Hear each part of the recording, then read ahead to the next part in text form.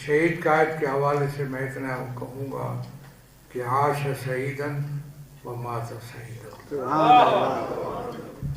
زندگی میں جو انہوں نے رہا، جو جس انداز میں انہوں نے رہنمائی فرمائی اور قوم کی رہبری کی، وہ اپنی مثال آپ ہے۔ بڑے مشکل حالات میں، بڑے مشکل دور میں انہوں نے قوم کو ایک صحیح سمت کی طرف رہنمائی فرمائی، جس میں ملت اسلامیہ کو کامیابی اور کامرانی حاصل ہوئی۔ بہت سے پہلو ہیں، بڑی تفصیلی گفتگو ہو سکتی ہے، وقت نہیں ہے۔ اصل مسئلہ انقلاب اسلامی کا ہے، جس کو سامراج نے تسلیم نہیں کیا، کیونکہ یہ سامراج کے دائرے سے خروج کا پیغام تھا، اور پھر سامراجی کوششوں کے نتیجے میں اس انقلاب کو، اس کے حقائق کو، اس کے روشن چہرے کو غبار آلود کرنے کی کوشش کی گئی۔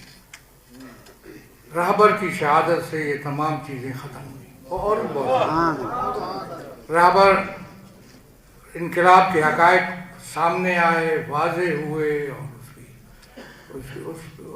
اس کا روشن چہرہ سامنے ہوا، اور یہ واضح ہوا کہ انقلاب کسی کے سامنے جھکنے کے لیے تیار نہیں، کسی ظالم نظام اور کسی سمجھوتے والے نظام کا حصہ بننے کے لیے تیار نہیں۔ یہ خلاصہ میں کہہ رہا ہوں، بڑی تفصیلات ہیں۔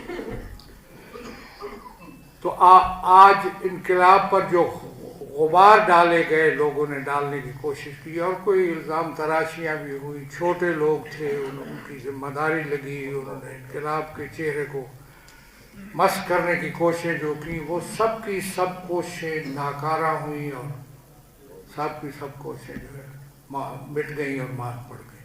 اب انقلاب اپنی پورے روشن چہرے کے ساتھ، پورے حقائق کے ساتھ لوگوں کے سامنے ہے۔ اس کا سب سے زیادہ میں، چونکہ شہید رہبر پاکستان کے بارے میں اتنا جانتے تھے جتنا آپ اور ہم نہیں جانتے، ہم اتنا نہیں جانتے ہیں جتنا پاکستان کے بارے میں، پاکستان کی بافت کے بارے میں، پاکستان کی سیاست کے بارے میں، اجتماع کے بارے میں، تشیع کے بارے میں، اس کی کیفیت کے بارے میں رہبر جانتے تھے، کیونکہ میں اس چیز کو شاہد ہوں اس بات کا، اور ان کی ملاقاتوں میں چیز واضح ہوئی۔ تو ان کی اس شہادت سے جتنا فائدہ یہاں ہوا پاکستان میں، ہمیں اس ملک کے اندر ہر پہلو سے، شاید کسی اور قوم نے یا خود ملت ایران نے اتنا بہت فائدہ ہوا ملت ایران کو، ظاہر ہے۔ تو وہ جو جس طریقے پہ انہوں نے ثابت قدمی دکھائی، اور اس ثابت قدمی سے جو ذلت اور رسوائی ملی، یہ دوسرا پہلو ہے، میں بھی وہ بھی بڑی چیزیں، لیکن جو یہاں پہ ہمیں فائدہ ہوا، وہ چیزیں جو وہ فرقہ واریت یا جو فرقوں کے اندر کشیدگی یا وہ سلسلہ تھا، وہ ختم ہوا، بلکہ انسانیت کی وحدت ہمارے سامنے آئی ان کی شہادت سے۔ اتنا اثر ہوا کہ انسانیت متحد ہوئی، اور انسانیت کے اندر اس سلسلے میں ایک فکر، ایک سوچ اور ایک بات سامنے آئی، اور پاکستان کے اندر جتنے بھی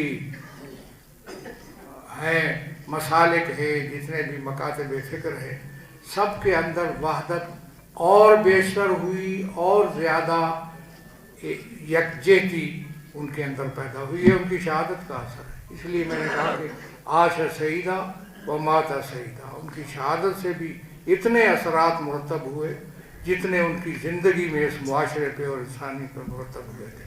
شہید کی جو موت ہے وہ قوم کی حیات ہے، شہید کی جو موت ہے وہ قوم کی حیات ہے۔ اس لیے اس وحدت کو، اور آپ نے سنا کہ کس طریقے پہ پاکستان کی شیعہ علماء اور عوام نے رہبری उसकी इत्तिबा की और उसका साथ दिया, उसकी हिमायत की। इमाम खुमैनी रिज़वानुल्लाह अलैह, इमाम खामनाई कुद्दस सिर्रो, उनकी खिदमत में, इमाम खुमैनी की हिमायत में थे पाकिस्तान के उलमा और अवाम और शिया अवाम तमाम। मैं शियों की फ़िलहाल बात करता हूँ, दूसरे लोग भी उनके मोतक़िद थे।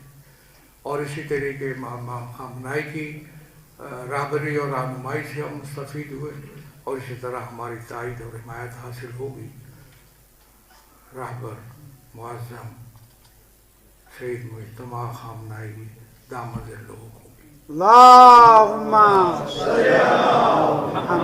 इसलिए मैं ये समझता हूँ कि उनकी शहादत से, उनकी ज़िंदगी से हमें अपने अंदर वहदत और इत्तेहाद को मजबूत करना चाहिए। बड़े बड़े उमूर पे, बड़ी बातों पे उसूली तौर पर हमें मुत्तहिद होना चाहिए। एक मौक़िफ़ हमारा होना चाहिए बड़े बड़े मसाइल में, तशय्युअ को जो मसाइल दरपेश हैं। रहबर के फरमान पर जान भी कुर्बान है। और यही हम दर्स हासिल कर सकते हैं उनकी ज़िंदगी से भी और उनकी शहादत से भी, कि अपने सफ़ों के अंदर ज़्यादा से ज़्यादा इत्तेहाद पैदा करें, ज़्यादा से ज़्यादा जो मेन और बड़े मसाइल हैं उनके अंदर यकजहती होनी चाहिए, हम फिक्री होनी चाहिए। हमारा माटो ही यकजहती और हमआहंगी है। हम यकजहती और हमआहंगी होगी तो वो रास्ता सही होगा और रोशन होगा। अगर किसी शख्स में या गिरोह में यकजहती और हमआहंगी का फुकदान है तो उसका साथ देना जो है मुश्किल होगा। मैं दुआ करता हूँ बारगाह हम पे अपनी रहमत और बरकत नाज़िल फरमा। शहीद रहबर के दर्जात, शहीद रहबर उनके साथी शुहदा, अवाम जो बेगुनाह शहीद हुए ईरान में, पाकिस्तान के जो शुहदा हैं, सब शुहदा के बारे में उनकी दर्जात में बुलंदी फरमा।